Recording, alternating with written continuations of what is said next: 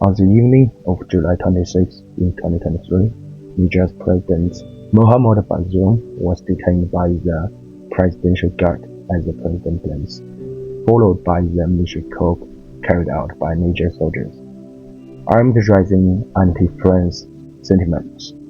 Many citizens took to the streets, accusing France of colonial exploitation of Niger.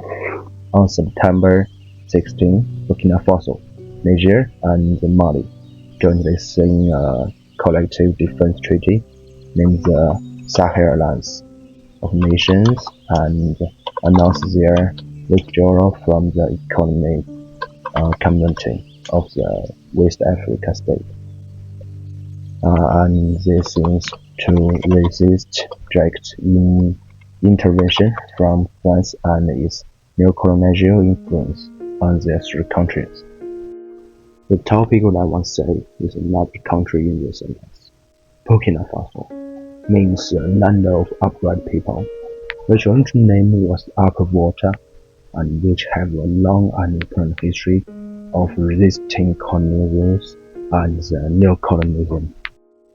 France began its colonization of Upper World in 1919, establishing a dual economy with the primary aim of exploiting the region's agricultural potential, particularly through the cultivation of cash crops like cotton and peanuts. This focus on the cash crop was detrimental to the local economy, which had previously been centered on the subsistence agriculture.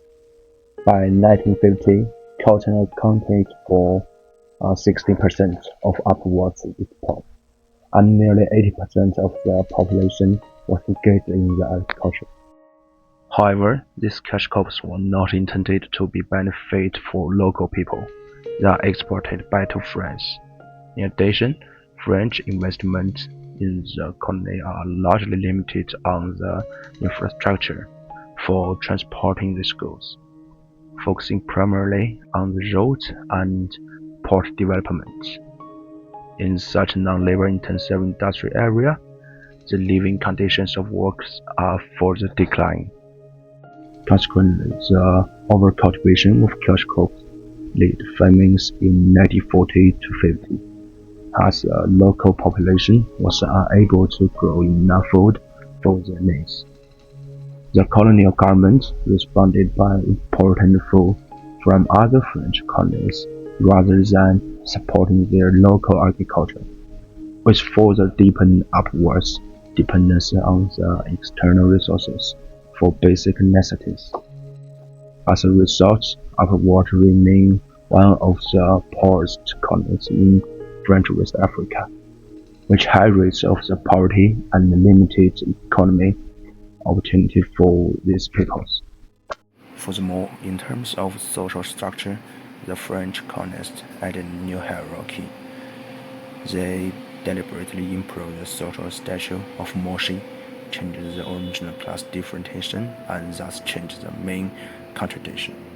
Under August 5, 1960, the formal independence of Upper World marked the first wave of decolonization, but it was only a superficial shift that had little effects on the underlying colonial structure. The new government, led by President Maurice Mingo, inherited a heavily economic independence on France. Despite gaining political sovereignty, Upper World remained economically constrained by its former colonizer. French companies continued to control more than 70% of country's exports, again in the lucrative cotton and peanut industry. After long periods of poverty and product exodus, in 1983, Thomas Sankara leads the coup that overthrew the government of Ouedraogo.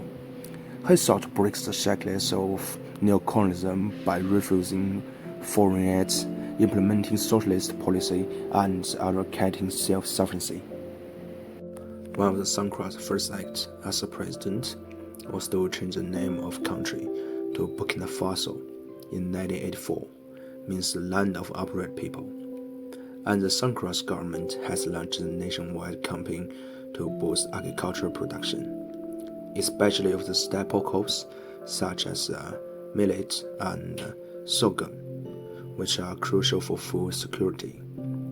By 1986, Burkina Faso had achieved food self-sufficiency, increasing food production by 75% over the pre-1983 level.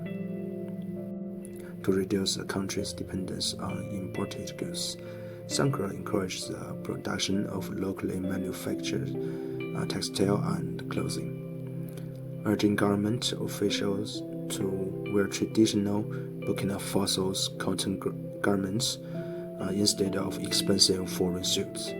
This policy not only supported local industries but also fostered nation pride and cultural identity.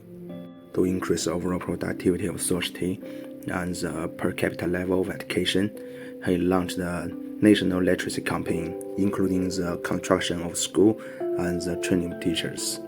By 1987, the literacy rates have risen from 13 to 25%.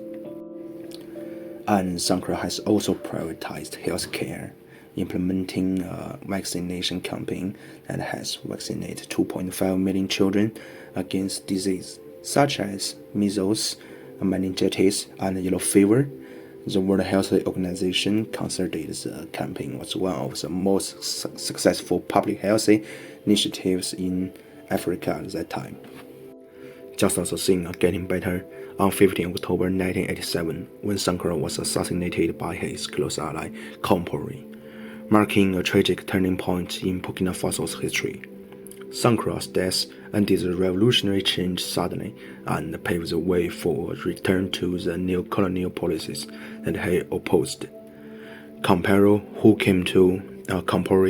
came to power after Sankara's assassination, quickly reversed many of his predecessors' policy and re-established ties with international financial institutions and former colonial powers. Under Compaoré, Burkina Faso again relied heavily on foreign aid.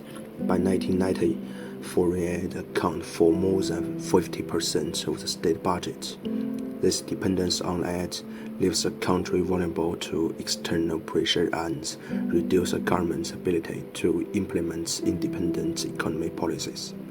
Compaoré also restarts the negotiations with the International Monetary Fund and the World Bank, leading to the implementation of structural adjustment program.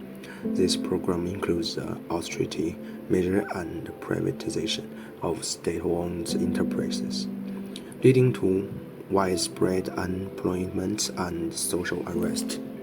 On the social front, progresses in healthcare, education, and gender equality came to a head under Sankara. Literacy rates rose sharply during Sankara's tenure, but stagnated in 1990s as structural adjustment programs cut funding for education.